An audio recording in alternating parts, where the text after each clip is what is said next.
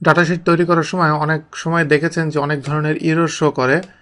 তো এই ইররগুলা যখন শো করবে এটাকে আপনি কিভাবে ইগনোর করবেন দেখেন। আমি প্রথমে একটা এখানে সিম্পল একটা ফর্মুলা নিচ্ছি।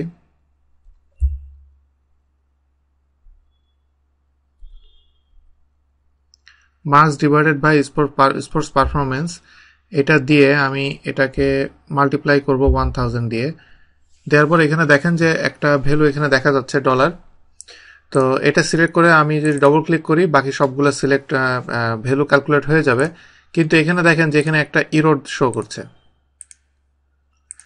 এই যে ইররগুলো শো করছে, আপনি চাইলে ইররগুলোকে আপনি রিমুভ করতে পারবেন যদি আপনি চান।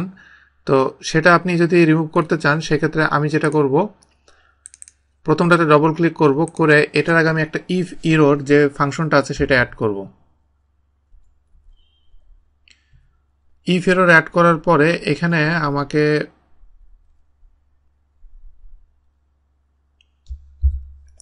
আমার এখানে সে যেটা জানতে চাচ্ছে যে এখানে যে ভ্যালুটা আমি দিয়েছি সেই ভ্যালুটা ইকুয়াল, মানে যদি এই ভ্যালুটা ইরর হয় তাহলে আমি তাকে কি ভ্যালু অ্যাসাইন করতে বলবো।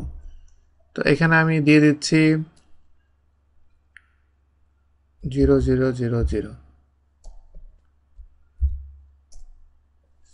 দিয়ে আমি এন্টার দিলাম। এবার আমি যদি ডবল ক্লিক করি তাহলে দেখেন যে এইগুলোর সব ইরর থেকে সব 000 হয়ে গেছে।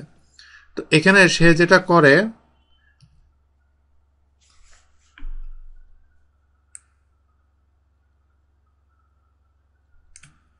এখানে দেখেন ইফ ইররে সে যেটা করছে সেটা হলো যে সে এক কথা এখানে ইফ ইররের ভিতরে সে প্রথমে এই ভ্যালুটা চেক করছে।